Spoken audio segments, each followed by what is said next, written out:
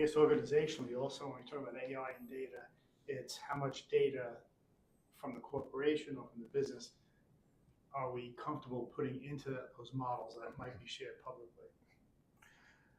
Well, I think there has to be a clear delineation between what's internal use versus what's externally shared publicly. Like we saw if we think back to last 2023 when ChatGPT first came out and people were just pumping that model with a ton of data, there were inadvertent breaches that took place with companies' IP, right?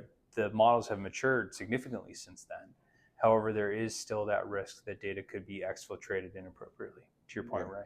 So I think it's very important as part of responsible use of AI to define what is acceptable use internally versus what data are we comfortable sharing externally, if any, right?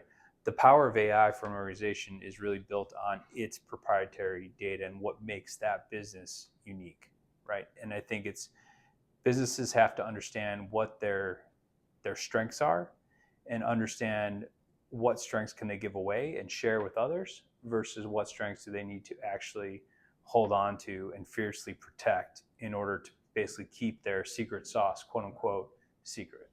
Yeah, but just to kind of piggyback on that as well too, there's definitely a piece of it where it's like you can't boil the ocean with these deployments. Like you have to have a very focused approach. You have to have a clear set of outcomes. What we've kind of seen over the past 6 months, a year, and so forth is some organizations just kind of pumping everything into the model and inspecting something out of it. Those use cases and those scenarios have to be defined so that you can not only have a targeted outcome, but then have an understanding of how the model is actually performing and then supporting that business process that it's meant to support as well too. Agree. Well, thanks for listening. We're here to cover these and any other topics. We'd love to talk about these things. And thanks again for tuning in. Thanks. Thank you. Matt, last question. You talk a lot about tools. Do you think Andy's a tool? Yes.